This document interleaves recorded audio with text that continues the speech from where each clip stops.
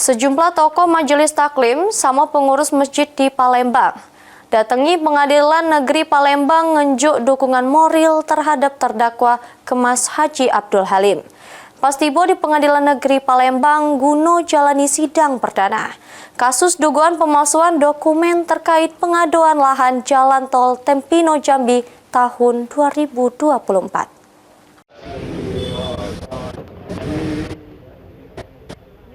Sejumlah tokoh majelis taklim sama pengurus masjid di Palembang menunjuk dukungan moral terhadap terdakwa Kemas Haji Abdul Halim pas tiba di Pengadilan Negeri Palembang guna jalani sidang perdana kasus dugaan pemalsuan dokumen terkait pengaduan lahan jalan tol Tempino Jambi tahun 2024. Kehadiran majelis taklim ini sebagai bentuk kepedulian sekaligus pengawalan terhadap terdakwa Haji Halim yang dikenal banyak berkontribusi untuk masyarakat. Diungkapkan Ketua Pembina Majelis Taklim Al-Hidayah Palembang, Habib Qasim Al-Kaf, kehadiran dirinya sama yang lainnya ini bukan untuk intervensi terhadap proses hukum, melainkan untuk mendukungnya karena Haji Halim merupakan sosok yang mengayomi jeru urusan keagamaan.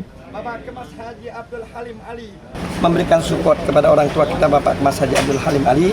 Kita semua sadar kan kita tidak ada ikut intervensi dalam hal pengadilan karena kita bukan ranahnya kita. Tapi saat ini kita mengetahui beliau adalah seorang yang begitu mengayomi umat. Termasuk kita semua ini, masya Allah, beliau bantu di dalam pendidikan, di dalam yang membina anak yatim dan seterusnya, sehingga kami memberikan support dan doa kepada beliau. Selain itu, dirinya berharap majelis hakim bisa ngejuk keputusan seadil-adilnya dengan mempertimbangkan rekam jejak sama pengabdian Haji Halim selama ini.